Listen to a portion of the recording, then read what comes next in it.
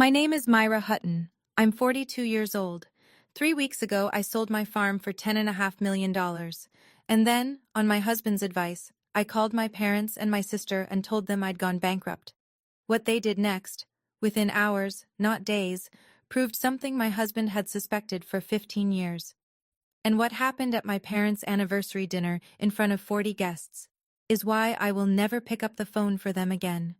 Before I begin, if this story resonates with you, please take a moment to like and subscribe, but only if you truly connect with it. Drop your location and local time in the comments. I love knowing where you all are. Now, let me take you back to a Tuesday morning in March, the day I signed the papers that changed my life.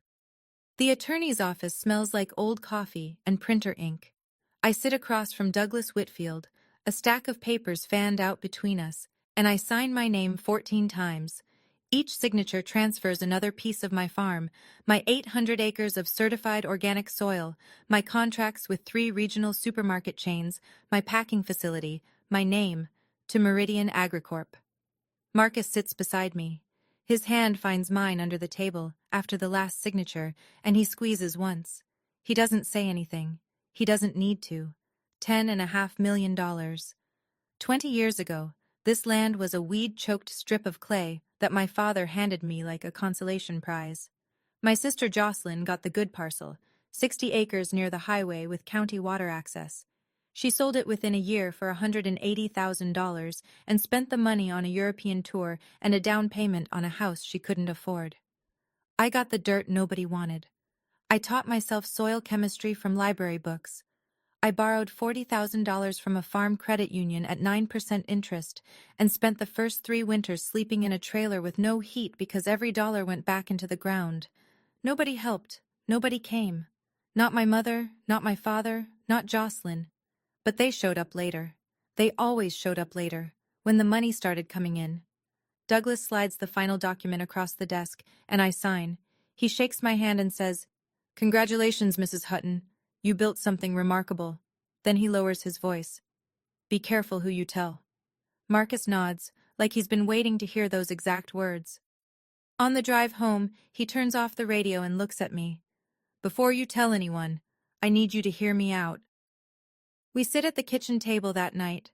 Marcus has a yellow legal pad, and on it is a number I've never seen him write before. $347,000. "That's how much you've given your family in the last 15 years, he says. "Cash, paid bills, loans they never returned. I've tracked every one." I stare at the number. "Marcus, last year, your mother called crying, 15,000 for a new roof." He flips a page. 2 weeks later, I saw their cruise photos on Facebook. The Caribbean. I open my mouth. He keeps going. 8,000 for Brianna's fall tuition. Jocelyn posted a new handbag on Instagram the same week. Price tag almost identical. She said that was a gift from Todd. "And when you broke your shoulder in the tractor accident, nobody came. Not one person. Your mother called the following week to ask for a deposit on a new car." The kitchen is quiet. The faucet drips. "If you tell them about the $10.5 million, Marcus says, they will be wonderful to you. They will call you every day. They will bring flowers, and you will never ever know if any of it is real." I push back from the table. "They're my parents, Marcus." "I know. That's why this matters." He puts the pen down. "Tell them you went bankrupt. The farm was foreclosed. The bank took everything. Then wait. And if they prove you wrong? Then I'll apologize. I'll drive you to their house myself." I look at the legal pad. 15 years of line items. Not once in that list does anyone ask me how I'm doing. "If I'm wrong," I say, "I'll apologize. I want to be wrong." He reaches across the table and holds my hand. "I know you do." The next morning, I sit on the bed with my phone, scrolling back through old messages to find my father's number. I haven't called him directly in months. It's always my mother who reaches out, always when she needs something. That's when I see it. Buried in a family group chat I was quietly removed from 8 months ago, one I didn't even realize existed, is a thread between Jocelyn and my mother. Jocelyn. "Just cry on the phone. She always sends it, every time." My mother's reply, 3 minutes later. "I know. Next week, I'll tell her the roof is leaking again. I read it twice, then a third time. This isn't impulse. This isn't my mother having a bad day and calling her daughter for help. This is coordinated, practiced, a system they built together, designed around the fact that I can't say no when my mother cries. I scroll further. There are more messages. Jocelyn asking my mother which story to use next. My mother suggesting timing. Wait until after she finishes harvest, she'll have cash. My mother coaching Jocelyn on how to phrase the ask for Brianna's tuition so it sounds urgent enough. 15 years, $347,000. And they had a playbook. My hands shake. I set the phone face down on the bedspread and press my palms against my thighs until the trembling stops. I don't cry. Something inside me has shifted, not broken, but rearranged, like a bone that's been set wrong for years and just snapped into place. I pick up the phone and walk downstairs. Marcus is at the counter pouring coffee. He looks at my face and sets the mug down. I'm calling now, I tell him. He nods. He doesn't ask what changed, he can see it. I call my mother first. She picks up on the second ring. Myra, I was just thinking about you. Her voice is warm, the way it always is right before she asks for something. Mom, I need to tell you something. I swallow. My throat feels like sandpaper. The farm. The bank foreclosed. I owe more than the land was worth. I had to sell everything just to cover the debt. Silence. Not the silence of someone absorbing terrible news about their child. The silence of someone recalculating. What do you mean? She says finally. What about the money I asked you for next month? I close my eyes. I don't have any money, Mom. She exhales. It's a long, irritated breath, the kind she used to make when I spilled something as a child. Let me talk to your father. I'll call you back. She doesn't ask if I'm okay. She doesn't ask where I'll live or what I'll do. She hangs up, and the line goes dead. And the first thing my mother thinks about when her daughter loses everything is her own next payment. I call Jocelyn. You're joking, she says. Brianna's tuition is due next month. I'm sorry, Jocelyn. I really lost everything. You always do this. You always find a way to make everything about you. The line cuts out. She's hung up. I set the phone on the table. Marcus is sitting across from me, both hands flat on the surface, watching. Nobody asked if I'm okay, I say. He doesn't respond. He doesn't need to. The answer is sitting between us like a stone. Then my phone buzzes. A notification from the family group chat, the one I'm apparently still in. I open it, and my stomach drops. The messages come fast. My mother types first. Myra lost everything. Bankrupt. I always said letting her run that farm alone was a mistake. Jocelyn, 2 minutes later. I knew that place would fail eventually. She should have gone to college like I did. Todd, my brother-in-law, the one who's asked me for money exactly twice himself, chimes in, So where does that leave Brianna's school? My father says nothing. His name sits at the top of the chat, grayed out, present, but silent.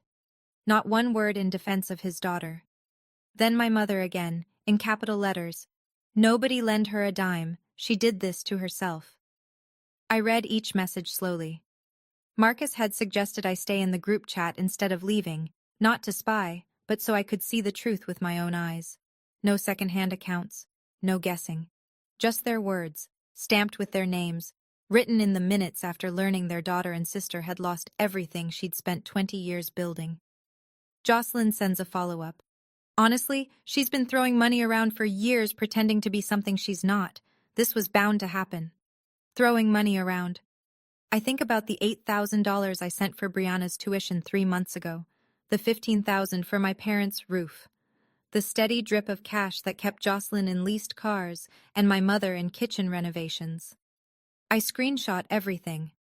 Not because I'm planning anything, just because I need proof that this is real, that I didn't imagine it, that the people who raised me are in a group chat right now calling me stupid and telling each other not to help. Marcus walks over and reads the screen over my shoulder. He puts his hand on my back but says nothing. There is nothing to say.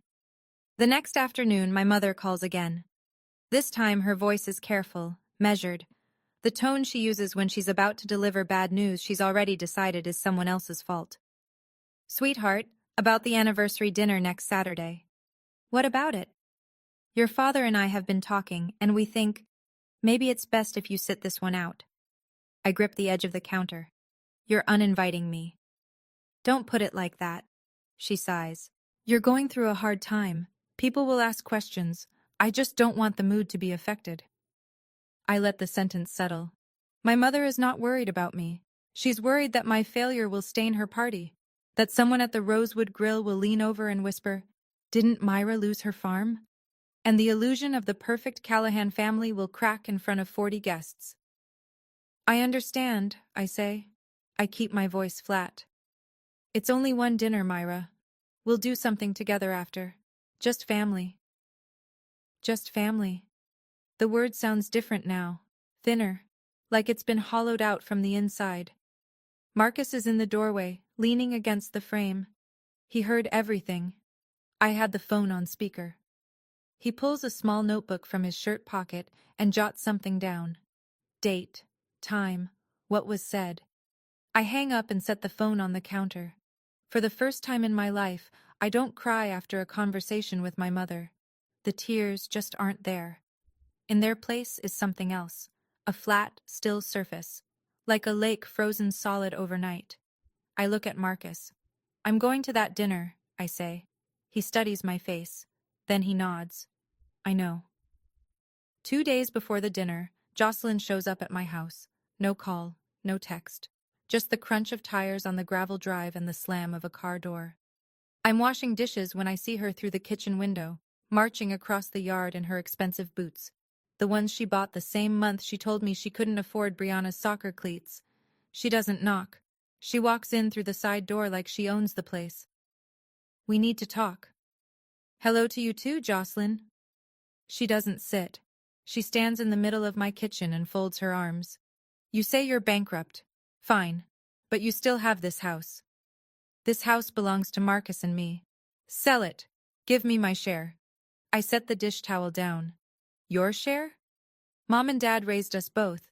They put food on the table, clothes on our backs. You owe this family, Myra. You got the 60 acres by the highway. You sold them for $180,000. I got the clay field nobody wanted and turned it into something. From scratch. She waves her hand. That's different. You didn't go to college. You didn't need as much. Marcus steps into the kitchen from the hallway. His voice is quiet. Jocelyn, she said no. Please leave.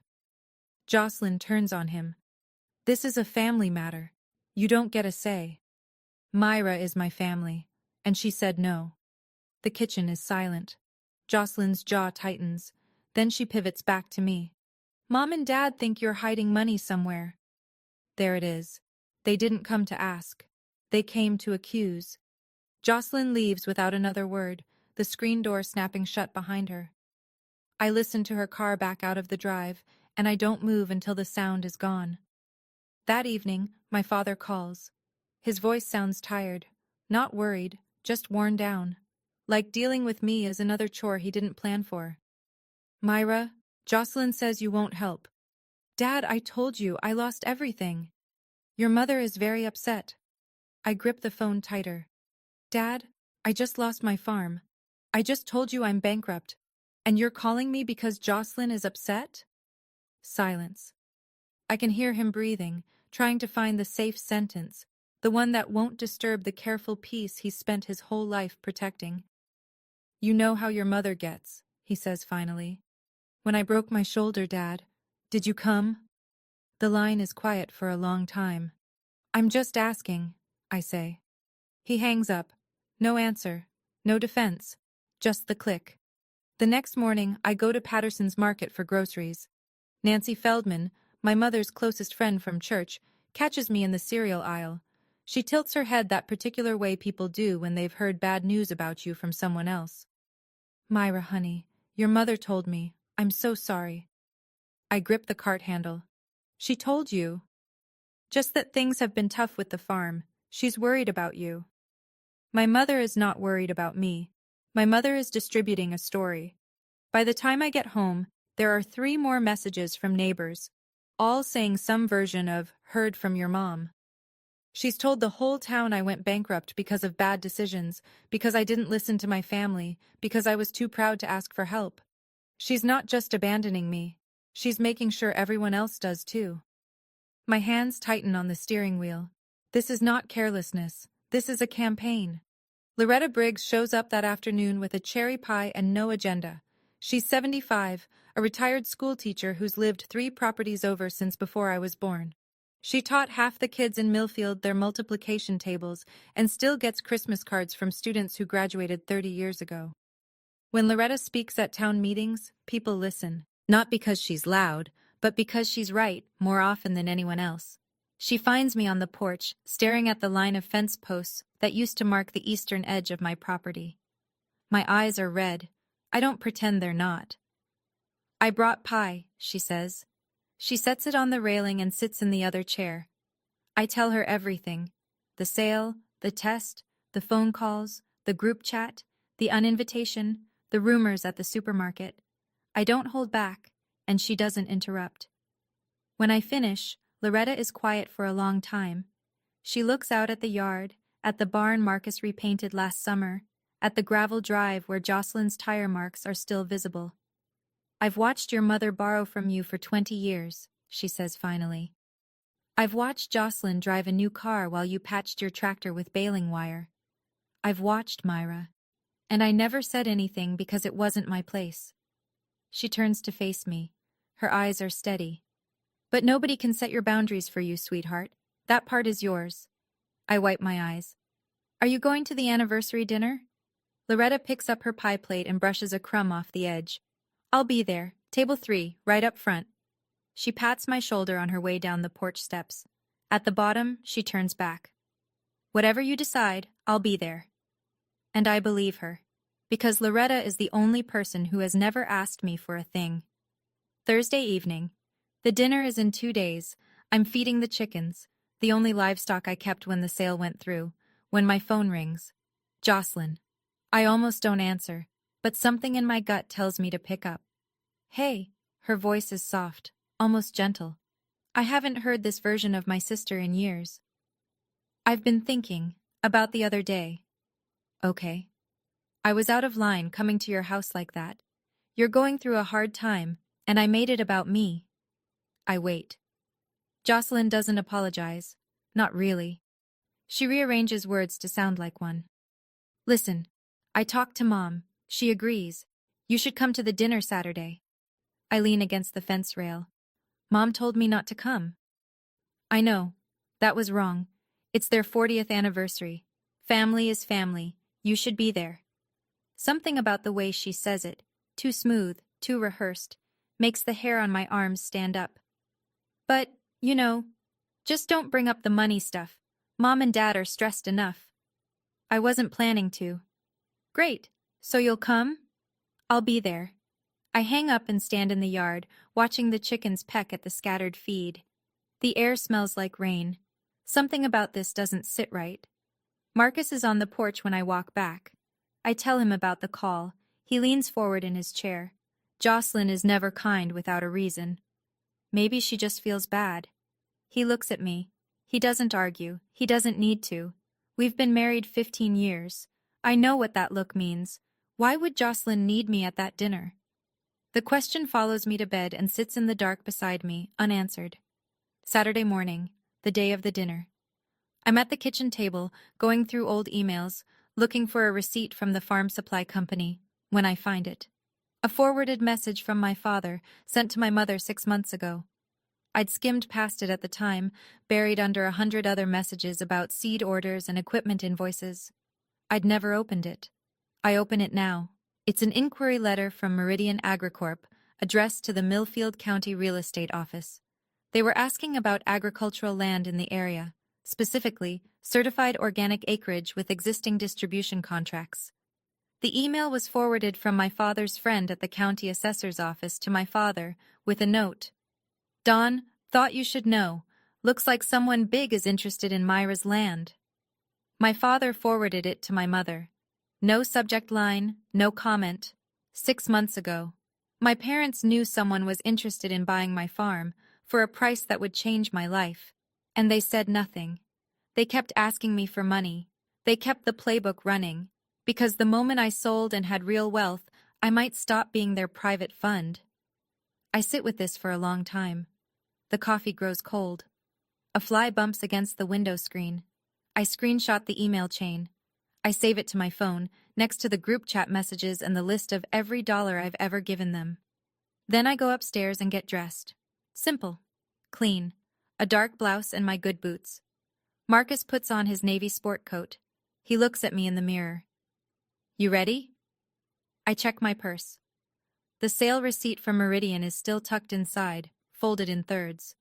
I didn't plan on bringing it, but I'm not taking it out either. Let's go. The drive to the Rosewood Grill takes 12 minutes. Marcus keeps both hands on the wheel. The radio is off.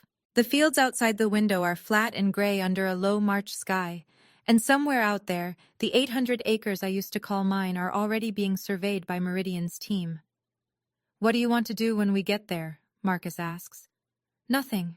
I just want to be there. And if something happens? Then it happens. I'm not going to start anything, but I'm done pretending everything is fine when it isn't. He nods. We pass the grain elevator on Route 9 and turn onto Main Street. The Rosewood Grill sits on the corner of Main and Elm, a brick-front restaurant with Christmas lights they never take down, and a private dining room in the back that half the town has rented at least once. My phone buzzes. Loretta. I'm here, sweetheart. Table 3. Nancy Feldman is next to me. So is Barbara Jenkins. I'll be here. I text back a heart emoji. It's the most I can manage. Marcus pulls into the lot. Through the front window, I can see the dining room. White tablecloths, flower arrangements, my mother moving between tables in her best dress, laughing with her hand on someone's shoulder. She looks happy. She looks like a woman celebrating 40 years of marriage surrounded by people who love her. Jocelyn is near the front, standing by a small riser with a microphone. She's wearing something new. Todd is beside her, fidgeting with his cuffs. I check my purse one more time. Receipt, phone, screenshots. Marcus turns off the engine. Whatever happens in there, he says, I'm right beside you. I open the car door. The air is cold. I can hear music through the restaurant walls. We walk in. Sitting in that car with the engine off, looking through the restaurant window at my mother laughing with her guests, I thought about all of you watching this right now. If you've ever been the one your family calls only when they need something, and the one they forget when you need them, I want you to know something. You're not crazy. It's not in your head. And if this story is hitting close to home, hit that subscribe button. Not for me, for yourself. So you remember you're not alone in this. Now, let me tell you what happened when I walked through that door. The dining room is warm and crowded. 40 people fill the space. Neighbors, church friends, my father's retired colleagues from the grain cooperative, women my mother has played bridge with for 30 years. White tablecloths, candles in glass holders. A banner across the back wall reads, 40 years, Dawn and Patty. My mother sees me first. Her smile freezes for half a second, just long enough for me to catch it, before she rearranges her face into something welcoming. She leans toward Jocelyn and whispers. Jocelyn whispers back. I read my sister's lips. I told you I invited her. My mother crosses the room with her arms open. Myra, you came. Wonderful. She hugs me. It's a performance. Her fingers are stiff on my back. Hi, Mom. You look nice, sweetheart. Sit anywhere. Marcus and I find a table near the window. Loretta is 2 tables over, right up front at table 3, flanked by Nancy Feldman and Barbara Jenkins. She catches my eye and nods once. Small, steady. I'm here. The room hums with conversation. I recognize almost everyone. These are people who've watched me grow up, who bought produce from my farm stand, who waved to me from their trucks on county roads. And now they all know I went bankrupt, because my mother told them. I can feel the glances, the slight tilt of a head, the whispered aside behind a raised glass. They're sympathetic, most of them, but it's the kind of sympathy that keeps its distance. Nobody sits at our table except an elderly couple I barely know. Marcus squeezes my hand under the tablecloth. Steady, he murmurs. Jocelyn steps up to the microphone near the riser. She taps it twice. The room begins to quiet. She catches Todd's eye across the room. He nods. She smiles. Something is about to happen. I can feel it. My mother takes the microphone from Jocelyn and steps to the center of the riser. She holds a folded note card in one hand, though I'm sure she has the speech memorized. She's been rehearsing moments like this her entire life. Thank you all for being here tonight, she begins. 40 years, can you believe it? Laughter. Applause. My father stands beside the cake table, hands clasped, chin dipped, his default posture for public events. Dawn and I have been blessed with so much. A beautiful home, wonderful friends. She gestures around the room. And 2 daughters. She turns toward Jocelyn first. Our Jocelyn, our firstborn, college educated, a wonderful mother to our brilliant granddaughter Brianna, who's already at the top of her class. We couldn't be prouder. Jocelyn beams. Todd puts his arm around her. Then my mother glances in my direction. A beat too late. And Myra, our youngest, always a hard worker out in the fields. That's it. That's all I get. No mention of the business I built. No mention of 20 years of labor. No mention of the contracts, the certifications, the fact that my organic produce was sold in 3 states. Just hard worker out in the fields. A sentence you'd use to describe a mule. I feel Marcus's hand tighten on mine. Family means we stand together, my mother says, lifting her glass. No matter what. The room raises their glasses. Here, here! I lift mine too. I smile. I sip the water. Loretta doesn't lift her glass.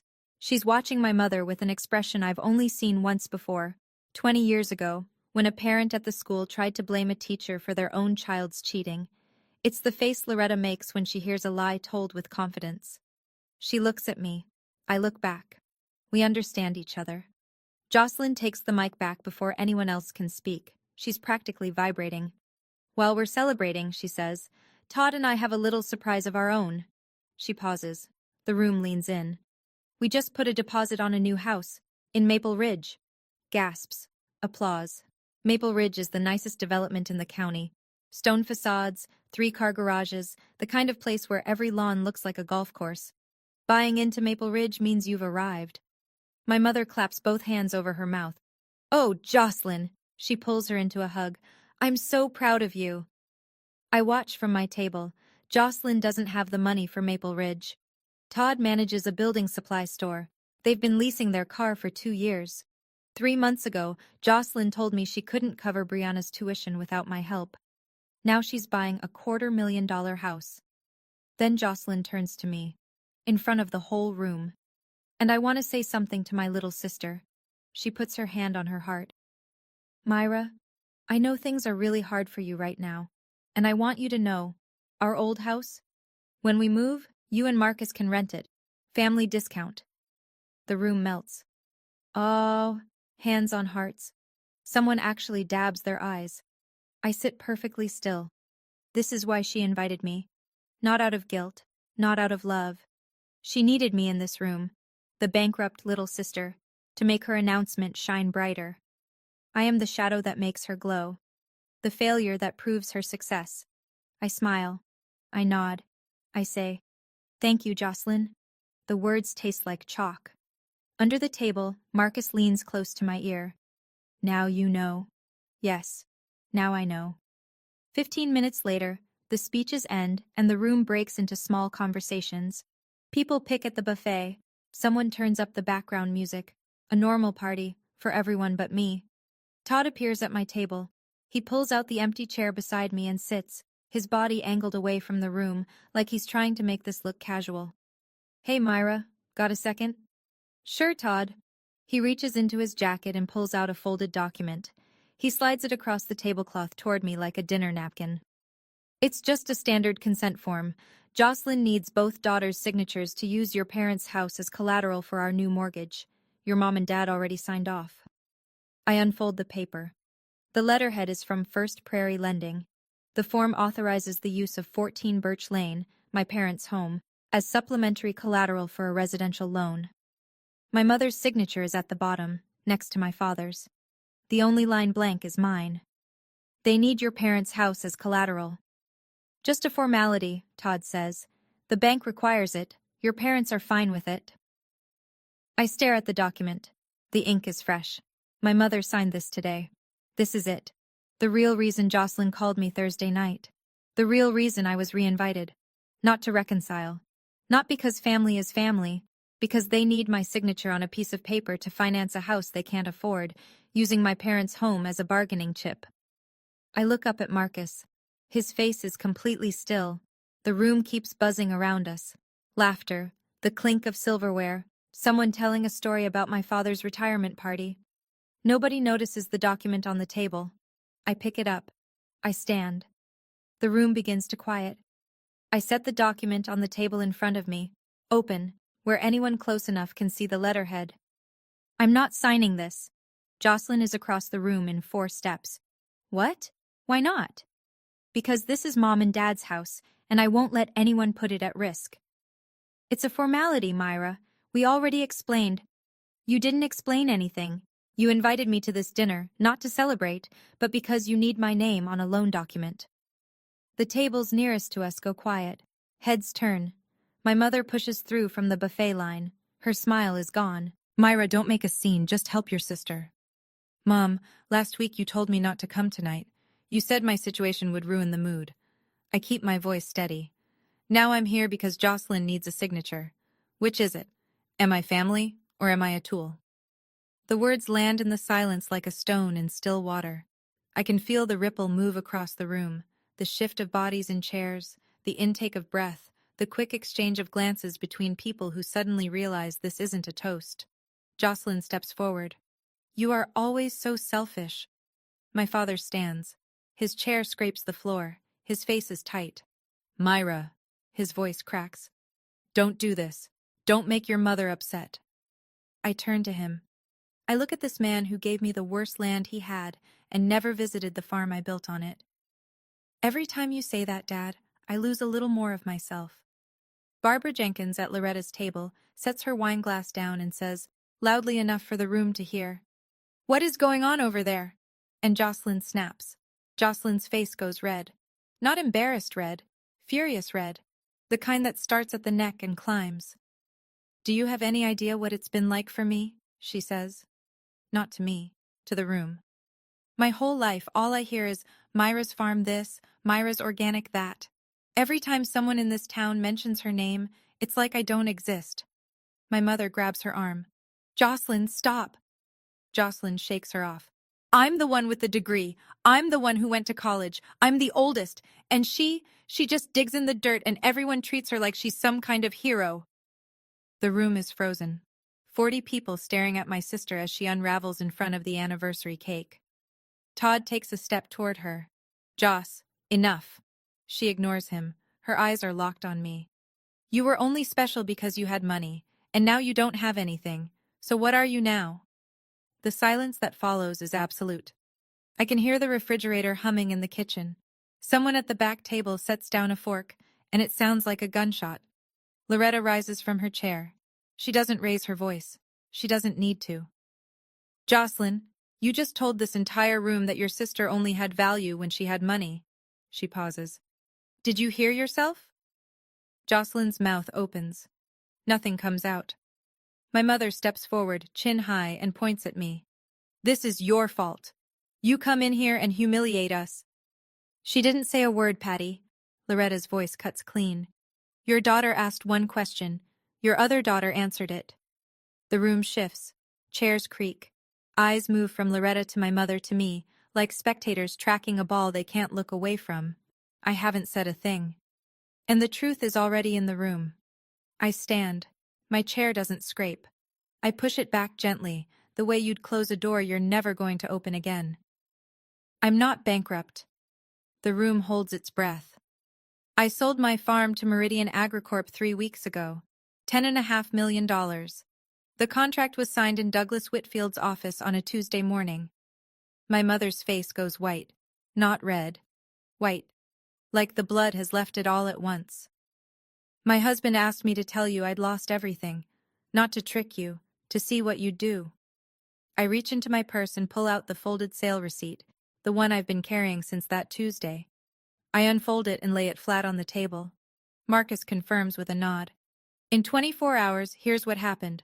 Mom, you uninvited me from this dinner. You said I'd ruin the mood. I look at Jocelyn. You blocked my number, then you unblocked it when you needed a signature. I look at my father. You didn't say a single word. I pick up my phone and hold it so the table nearest me can see the screen. And in the family group chat, Mom, you wrote, "Nobody lend her a dime. She did this to herself." Nancy Feldman's hand goes to her mouth. Barbara Jenkins leans forward in her chair. Loretta sits perfectly still, hands folded, watching. My mother's voice comes out strangled. You lied to us? I didn't lie. I said I lost everything. And within a day, you proved I was right. I had lost everything. Just not money. The room is so quiet I can hear the candle flames bending in the draft from the kitchen vent. Jocelyn sinks into the nearest chair. Todd is already heading for the door. There's one more thing. I don't raise my voice. I don't need to. Every person in this room is listening. I open the email on my phone and turn the screen toward my father. 6 months ago, Dad, your friend at the county assessor's office sent you a message. Meridian Agricorp was asking about organic farmland in the area, specifically about my property. My father's jaw tightens. He doesn't look at the phone. He doesn't need to. He knows exactly what I'm talking about. You forwarded it to Mom. No note, no comment. You just passed it along. I lower the phone. You knew, both of you, that someone wanted to buy my farm for millions of dollars, and you never told me. Nancy Feldman turns slowly in her chair and looks at my mother. Barbara Jenkins does the same. Loretta doesn't move. Why? I ask. Because if I sold the farm and had real money, I might stop giving it to you. I might finally see the pattern. I might finally say no. My father stands with his hands at his sides. He doesn't deny it. He doesn't explain. He just stands there, looking smaller than I've ever seen him. A 67-year-old man in a rented dining room, watching his entire family come apart at the seams. My mother recovers fastest. She always does. That's not... We were protecting you from a hasty decision, Myra. That's what parents do. From table 3, Loretta's voice carries. Calm, measured, final. Patty, everyone in this town knows you've been borrowing from Myra for 20 years. Don't stand here and tell us that was protection. A murmur runs through the room, the low, collective sound of 40 people rearranging everything they thought they knew about the Callahan family. Jocelyn stares at the floor. Todd is gone. My father sits down without a word. I fold the receipt and slide it back into my purse. I don't slam it. I don't make a gesture out of it. I just put it away, the same way I'd tuck a grocery list into my pocket. I didn't come here for revenge, I say. I came because Mom said this dinner was about family, and I wanted to believe her. My mother's lip trembles. Not with guilt, with rage. I know the difference now. But this family has a condition I never agreed to. I look at her, at Jocelyn, at my father. I have to be useful. I have to write the checks. I have to keep quiet when the money disappears. And when I have nothing left to give, I get uninvited. I straighten my shoulders. Starting tonight, I'm not giving anyone in this family another dollar, not because I'm angry, because I finally understand that I can't buy what was never for sale. I turn to Loretta. Thank you for always seeing me. Loretta's eyes glisten. She nods once. Marcus stands. He buttons his jacket and places his hand on the small of my back. We walk toward the door together. The room is so quiet I can hear my own footsteps on the hardwood. A sound that used to terrify me. The sound of leaving, of being the one who walks away. It doesn't terrify me now. Nobody calls my name. Nobody follows us. Outside, the parking lot is cold and dark. The restaurant light spills through the windows in yellow rectangles across the asphalt. Marcus opens the passenger door for me and I get in. He starts the engine, looks at me. You okay? I lean my head back against the seat. The tension that's been coiled in my chest for 20 years, maybe longer, loosens one notch. For the first time in 20 years? Yes. 48 hours after the dinner, my phone lights up like a switchboard. My mother texts first. Sweetheart, I'm sorry. I reacted badly. I was in shock. Can we sit down and talk? Jocelyn, 6 hours later. I know I was wrong, Myra. I've been under so much pressure. Let's get lunch, just the two of us. My father sends the longest message he's ever written. 3 whole paragraphs. He uses the word sorry 4 times and the word proud twice. He's never used either with me before. I read each message sitting at the kitchen table, my coffee going cold. Marcus is across from me, working through an invoice from the hospital. He doesn't look up. He already knows what the messages say. He knew they were coming. When you had nothing, he says quietly, they disappeared in 24 hours. Now that they know you have 10.5 million, they came back in 48. He sets his pen down. Same people, same speed, different direction. I scroll through the messages one more time. The apologies are polished. The wording is careful. Every sentence is designed to reopen a door. Not because they're sorry, but because the money is still on the other side of it. I don't reply to any of them. Instead, I open the family group chat and type one message. I need time. Please don't contact me. I hit send. Then I mute the chat. Then I set the phone face down on the table and sit with the silence. It's the first silence in weeks that doesn't have a knife in it. Marcus looks up. What do you need? Nothing, I say. I think that's the whole point. Walking out of that restaurant, I felt something I hadn't felt in 20 years. My own 2 feet on solid ground. If you're still watching, I think you know exactly what I mean. Some of you are living this right now. And I want you to hear this. Setting a boundary isn't betrayal. It's survival. If you haven't subscribed yet, now's the time. The next part is the one nobody expected. And drop a comment. Tell me, have you ever been the ATM of your family? Without my signature, the collateral falls through. First Prairie Lending rejects Jocelyn and Todd's mortgage application within the week. The Maple Ridge deposit, $40,000 borrowed against a line of credit they couldn't afford, is gone. Non-refundable. The development sales office sends a polite letter. The house goes back on the market. Someone else will get the stone facade and the 3-car garage. But that's not the worst of it. Todd finds the credit card statement 2 days later. Jocelyn had taken a cash advance, $25,000, to cover part of the deposit. She hadn't told him. She'd hidden the balance behind an auto-pay minimum and hoped the mortgage would close before he noticed.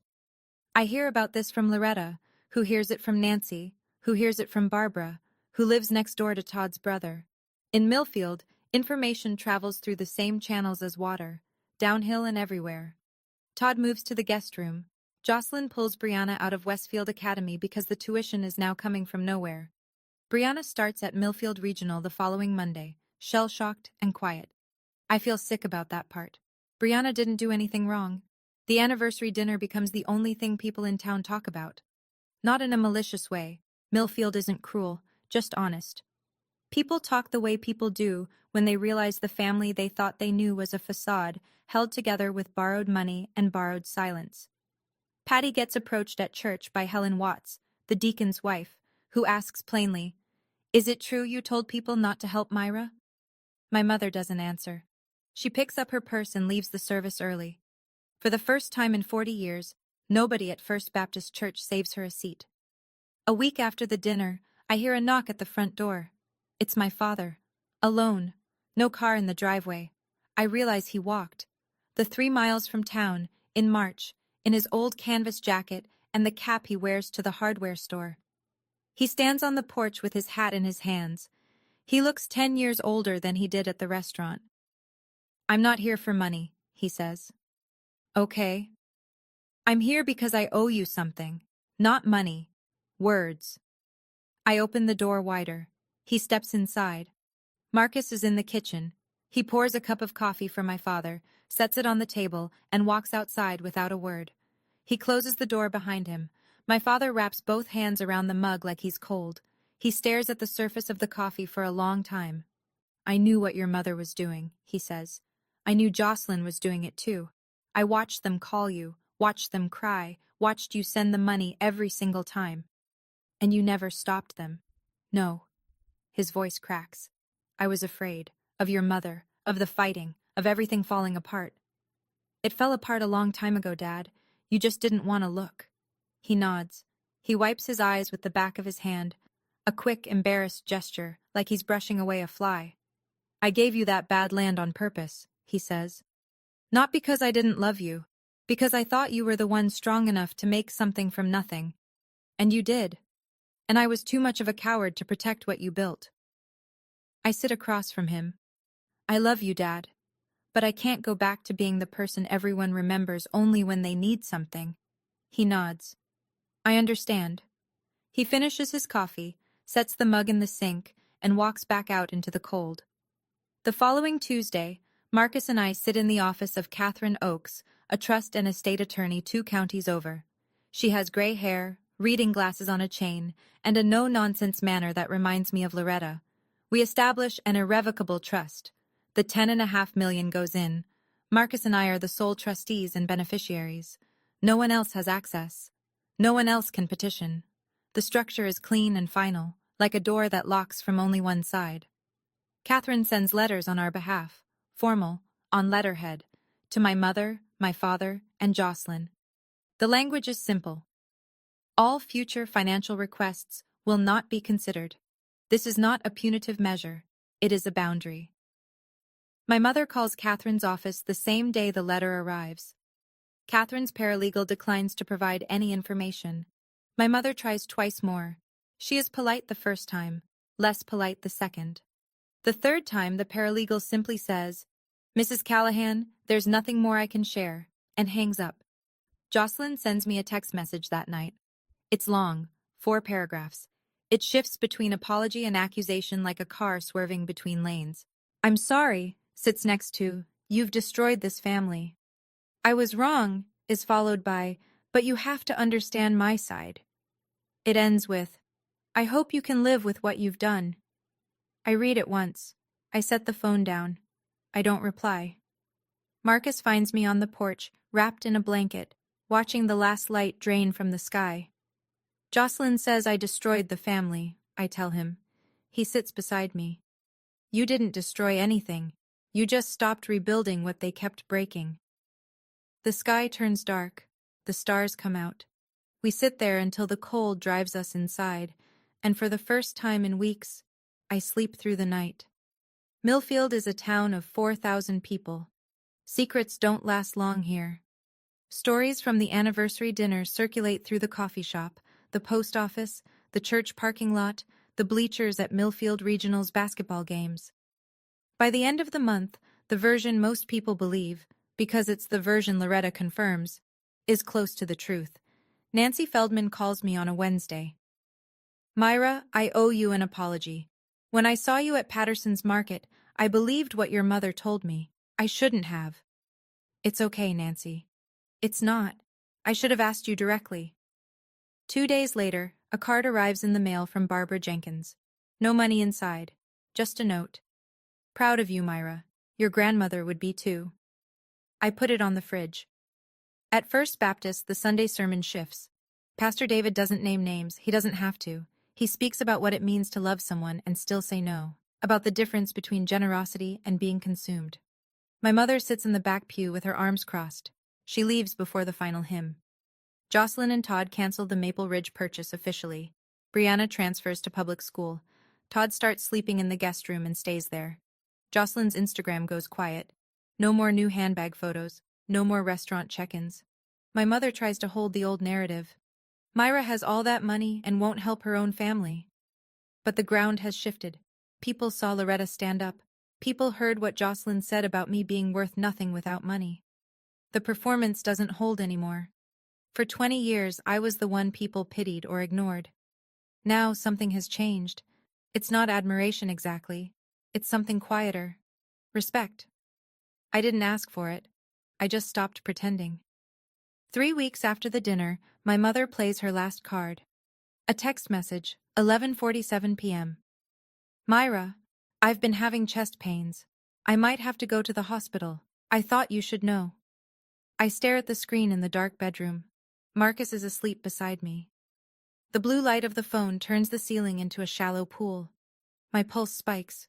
For a moment, one sharp animal moment, I'm 22 again, standing in a trailer with no heat, and my mother's voice on the phone is the only warmth I have. I want to call. I want to drive over. I want to be the good daughter, the one who drops everything, the one who never says no. Then I open a browser on my phone and call the front desk at Millfield County Hospital. I give my mother's name. The woman on the line checks the system. "We don't have a patient by that name, ma'am." "Thank you." I hang up. I sit in the dark for a long time. This is the last move, the health scare, the guilt trip that bypasses logic and goes straight to the gut. It's the weapon of last resort for a woman who's spent 65 years learning exactly which strings to pull. I type back, "Mom, if you're truly sick, I will always help with medical care, but I won't send cash. And I'll verify first." The message delivers. The read receipt appears. No reply. There's nothing to reply to, because the trap only works when you don't see it. I set the phone on the nightstand and lie back down. My hands don't shake. My chest doesn't tighten. I feel tired. Deeply, thoroughly tired. But it's a different kind of tired. It's the tiredness of someone who's finished, not someone who's given up. I close my eyes. I sleep. The envelope arrives on a Thursday, hand-addressed in the careful, rounded cursive of a 14-year-old girl. No return address, but I recognize the stationery. Pale blue, the kind Brianna picked out last year when I took her school shopping. I open it at the kitchen table.